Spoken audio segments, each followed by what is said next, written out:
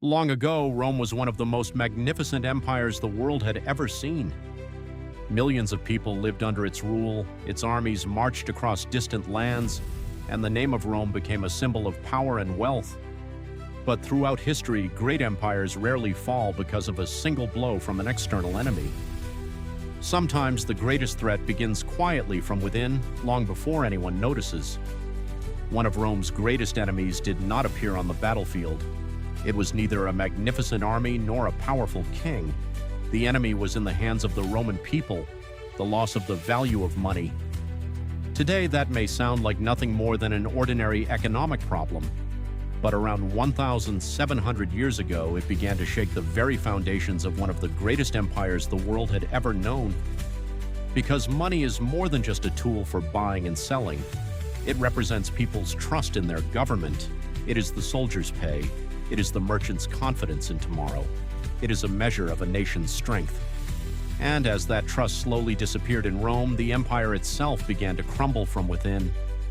So how did a civilization that possessed one of the most valuable currencies in the world end up in such a position?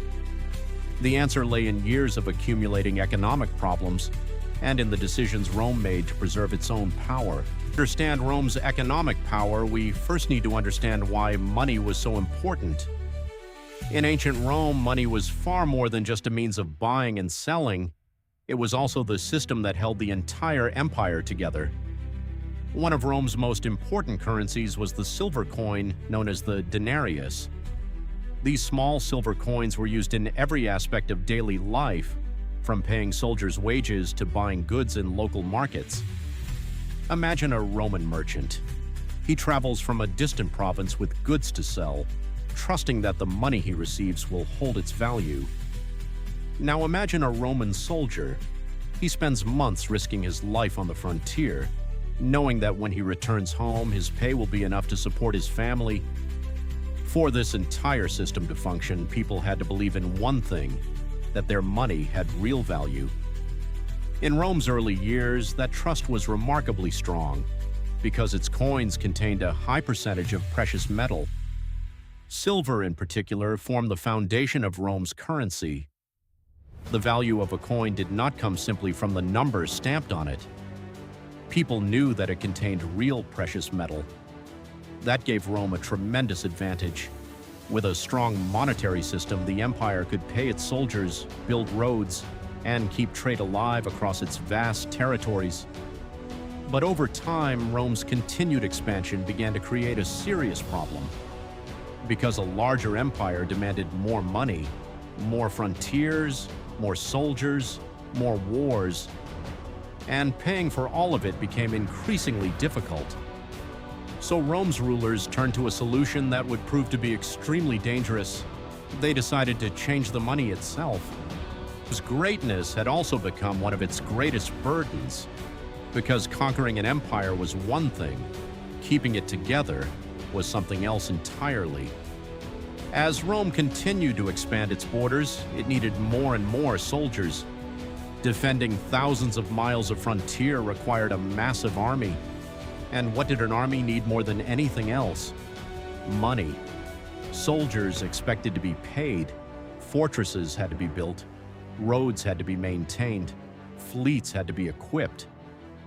Rome's power was like a gigantic machine that never stopped running.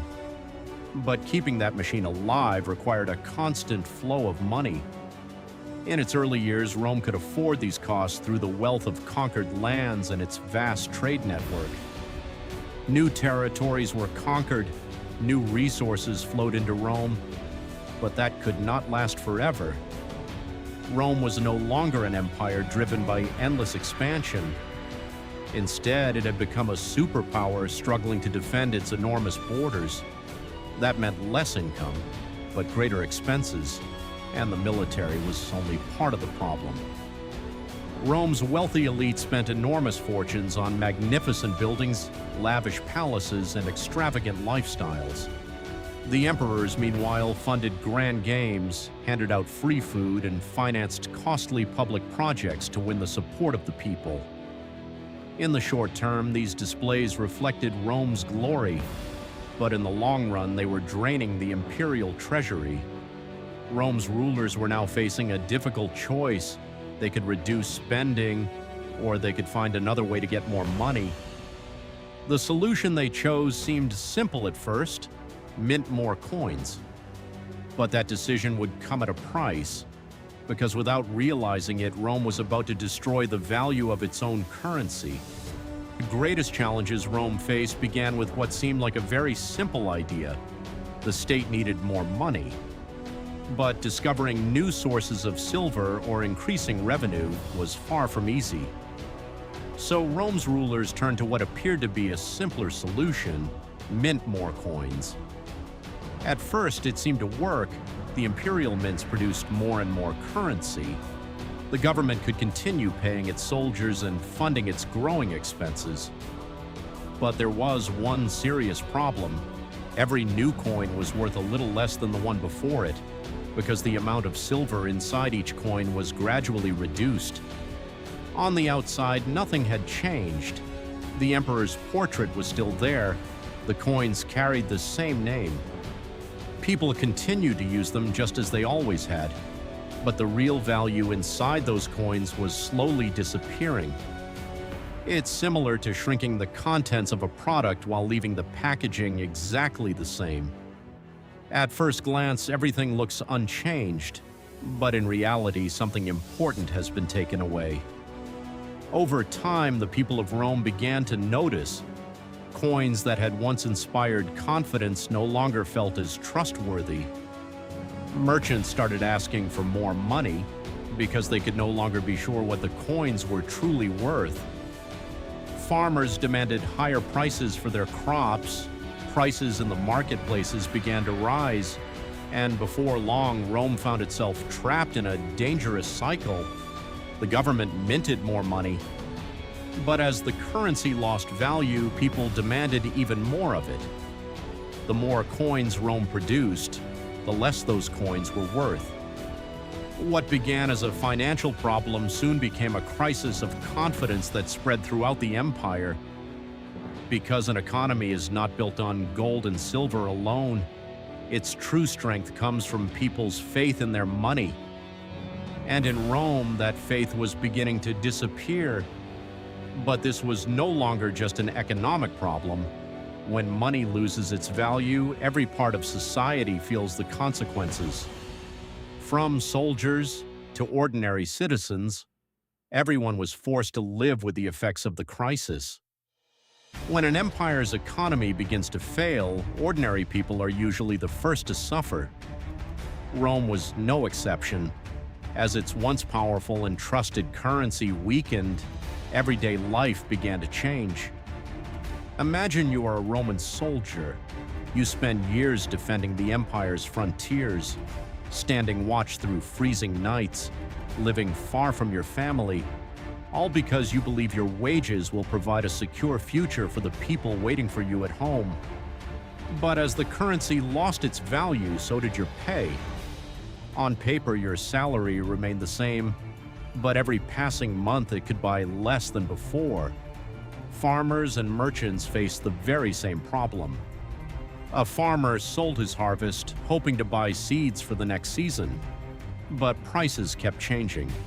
The money he earned today might not have the same value just a few months later. That uncertainty made trade increasingly difficult. As trust in the currency disappeared, many people began searching for other ways to protect their wealth. Some chose to hoard precious metals like gold because they trusted the true value of the metal more than the number stamped onto a coin. Instead of solving the problem, the government demanded even more taxes, but that only increased the burden on the people. Life became especially difficult for small farmers and the urban poor. And perhaps the greatest consequences were felt within the Roman army, because Rome's strength had always depended on its soldiers. But when soldiers' wages lost their value and their living conditions grew worse, one of the empire's strongest foundations began to weaken. By this point, the crisis was no longer just about money. It had become a threat to Rome's society, its military, and ultimately the stability of the empire itself. And with every passing year, those problems made an already struggling empire even more fragile. Rome did not fall because of one battle. It fell because problems built up over time: a weakening economy, a failing currency, political instability, and growing military pressure. Together, they slowly weakened one of history's greatest empires. Rome reminds us that a nation's strength is measured by more than its armies or its territory. It depends on its economy, its institutions, and the trust of its people. Because sometimes the greatest threat does not come from outside. It grows quietly from within. And for Rome, one of those fatal weaknesses was the loss of trust in its own money.